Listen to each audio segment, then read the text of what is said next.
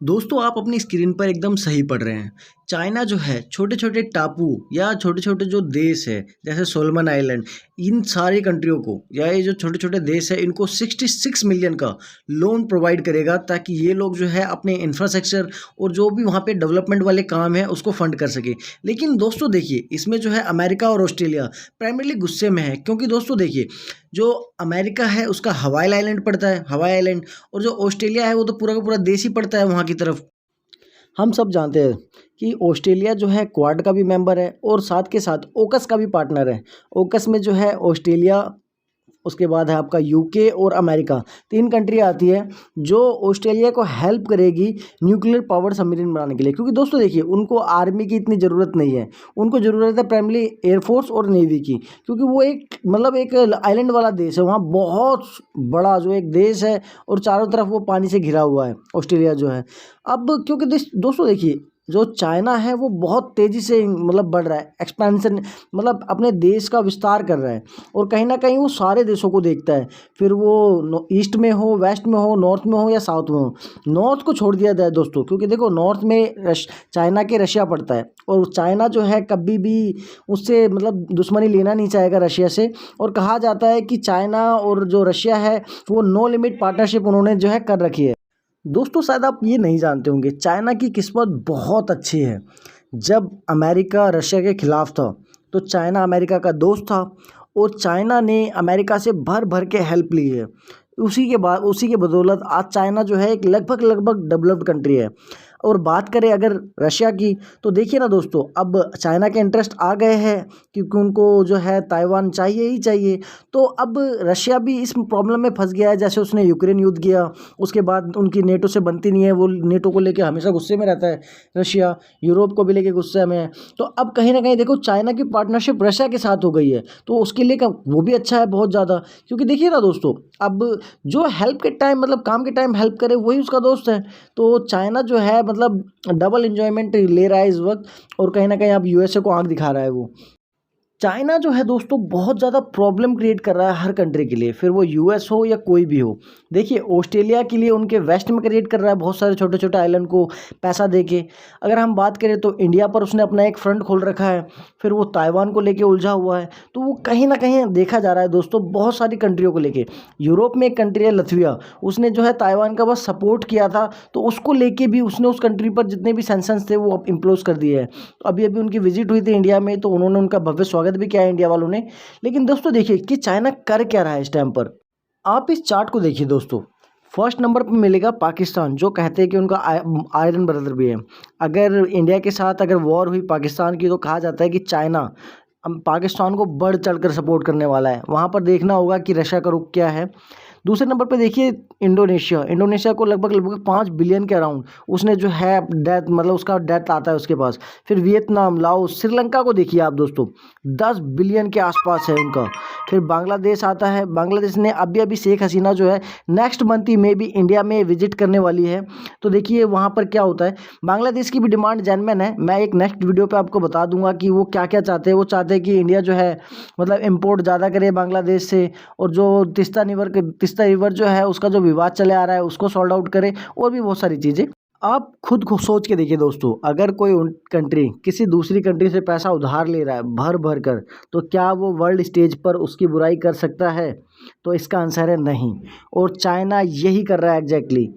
One China सब follow करते हैं। अब देखिए ना दोस्तों जो उसके खिलाफ जा रहा है फिर वो घाटे में भी जा रहा है, नुकसान झेलना पड़ रहा है। और अगर नुकसान झेलेगा तो कहीं ना कहीं पब्लिक का प्रेशर आएगा गवर्नमेंट पर और वो उसको हटा देंगे। अब एक मिनट दोस्तों आप सोच के देखिए कि इन सब में इंडिया कहाँ नज़र आता है। हमारा प्यारा देश भारत कहीं नज़र नहीं आता है दोस्तों इन सारी चीज़ों में। जितना जो है चाइना उलझा हुआ है कंट्रियों के साथ, देखिए ना दोस्तों वो ट्रेड भी करता है, पैसा भी कमाता है और अपने देश की जनता को खुश भी रखता है। लेकिन दोस्तों इंडिया कहाँ है? इंडिया में देखो बहुत सारी प्रॉब्लम्स है मानता हूँ, लेकिन दोस्तों इंडिया में अभी देखिए ना इंडिया के लोग भी खुश नहीं है। अभी हमारी रिपोर्ट्स जितनी भी आती है वर्ल्ड बैंक या हैप्पीनेस इंडेक्स, उसमें भी हम लोग ठीक नहीं हैं। तो मेरा मानना तो दोस्तों यही है कि अभी हमें बहुत कुछ सीखना है अमेरिका, चाइना और रशिया जैसी कंट्रियों से, क्योंकि इनकी जो सोच है वो नेक्स्ट लेवल है दोस्तों। ये लोग बहुत आगे की सोच रखते हैं। चाइना को देखिए दोस्तों, वो हमारे साथ ही आज़ाद हुआ था और देखिए वो कितना ज़्यादा उसने मतलब तरक्की कर ली है। उनके देश में जो नेता आए हैं उन लोगों ने कितना बढ़िया काम करके दिखाया है। चाइना अगर देखा जाए, अगर उसके वहाँ से डेवलपिंग कंट्री का टैग हटा दिया जाए तो वो एक हिसाब से डेवलप्ड ही है चाइना। उसको आप ये नहीं कह सकते कि चाइना इज़ नॉट, मतलब चाइना इज़ अंडर डेवलप्ड। तो दोस्तों देखना बड़ा ही इंटरेस्टिंग होगा कि जो क्या होता है अब, क्योंकि सोलमन की जो गवर्नमेंट है वो तो लेने जा रही है पैसा। ऑस्ट्रेलिया कहीं ना कहीं चिंतित है इस चीज़ को लेके। अमेरिका भी पूरी नज़रें बनाए रखा है, क्योंकि उसके भी ऑस्ट्रेलिया के साथ बहुत सारे वो समझौते हैं। फिर वो न्यूक्लियर सबमरीन हो, उसको यूके के साथ लेके हो, तो और भी बहुत सारी चीज़ें हैं। फिर उसके बाद चाइना जो है सॉफ्ट पावर भी इंजॉय करता है अपनी कंपनियों के नाम पर, जैसे कि हुआवे हो गई, उनका जो है 5G नेटवर्क के तौर पर हो गया, और भी बहुत सारी चीज़ें हैं। तो अब देखना होगा कि मेरा दोस्तों ये नहीं कहना कि दुनिया क्या कर रही है, मेरा साफ बात कहना है कि इंडिया क्या कर रहा है इन सब चीज़ों को लेकर। हमें पता चल रहा है कि चाइना बहुत कुछ कर रहा है, अमेरिका बहुत कुछ कर रहा है, रशिया बहुत कुछ कर रहा है। इंडिया कहाँ खड़ा है? इंडिया क्या कर रहा है? इंडिया कुछ भी नहीं कर रहा है। क्या हम अपने अंडमान निकोबार को ठीक से डेवलप्ड कर पा रहे हैं? नहीं ना। तो क्या हम अपने लक्षद्वीप पर ध्यान से दे पा रहे हैं? लक्षद्वीप को इंडिया कहती है, इंडियन गवर्नमेंट कहती है कि हम मालदीव की तरह बना देंगे। क्या मालदीव बन रहा है लक्षद्वीप? ऐसा तो कुछ नहीं दिख रहा, ना ही न्यूज़ में दिख रहा है, ना ही कुछ। अभी हाल फिलहाल में देखो, अभी ये तो इंटरनेशनल न्यूज़ थी, इसमें अमेरिका और जो चाइना है और ऑस्ट्रेलिया की खबर थी ये। ऑस्ट्रेलिया कहीं ना कहीं चिंतित होगा, क्योंकि देखो अब बहुत से आरोप लग रहे हैं अमेरिका के ऊपर कि ये एक जगह हाथ तो फंसाते हैं फिर हट जाते हैं। जैसे कि ईरान के साथ न्यूक्लियर डील हुई थी, न्यूक्लियर डील हुई, पहले जो डेमोक्रेट थे उन्होंने कहा ठीक है कर लेते हैं। तो जो वो ईरान है वो न्यूक्लियर मतलब वेपन नहीं बनाएगा। उसके बाद फिर ट्रम्प आए, उन्होंने सब कुछ कैंसिल कर दिया ऑल टुगेदर। अब फिर डेमोक्रेट आए, फिर दोबारा चालू हो गई यही कहानी कि चलो हाँ हम कर लेते हैं एक डील, ईरान पर से सैंक्शंस हटाएंगे ताकि वो भी ऑयल इंपोर्ट कर सके, ऑयल सस्ता हो सके पूरी की पूरी दुनिया में। ऐसा दोस्तों लेकिन कुछ दिख नहीं रहा। जो यूरोपियन कंट्री है वो भी अभी सफ़र कर रही है। जो चाइना ने अपना एग्रेशन दिखाया है टुवर्ड्स द यूक्रेन, उसको लेकर भी बहुत सारी चिंताएं हैं। देखिए ना दोस्तों, एक बात कही जाती है, जब कोई इंसान कमाता है, ज़्यादा कमाता है, तभी तो वो खर्च कर पाता है।